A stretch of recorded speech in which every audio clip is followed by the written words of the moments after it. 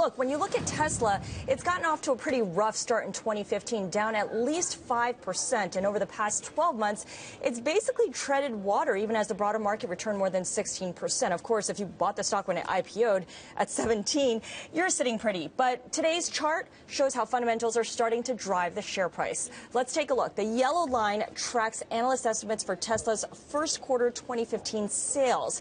Steadily been ratcheted down. It's now at just over $1 billion. The white line tracks Tesla's share price, which peaked at $291 in September and has been losing ground ever since. Today, Bank of America analyst John Lovallo cut his price target on the stock to 65 from 70. Not surprisingly, he already had an underperform rating on the stock. Scarlett, a call of $65 when the stock's above $200 means the analyst expects a drop of almost 70%. Yeah.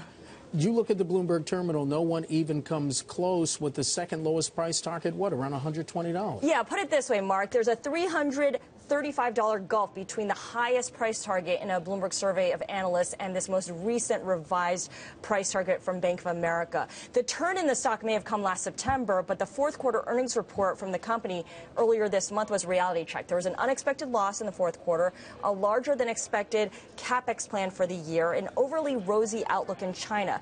Bank of America's John Lovallo says that Tesla's using a strategy of issuing long-term targets that are intended maybe to offset or distract from a steady stream of negative news and weak financial results that include a cash burn.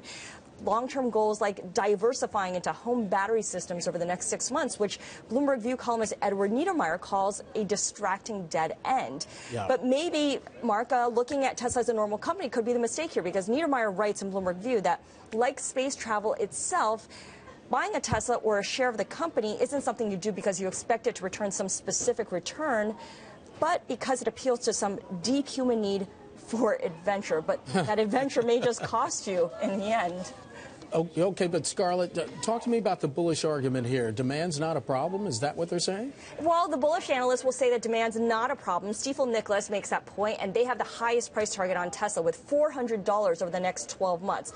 But the pushback from Bank of America and other skeptics is that the economics of electric vehicles are not as compelling as investors may have priced in. Customer deposits on the balance sheet, for instance, reservation payments, are not the best gauge of demand because they're influenced by vehicle mix and regional distribution. So the issue, perhaps, is a lack of demand, and Tesla appears to be pulling back on production, according to Bank of America.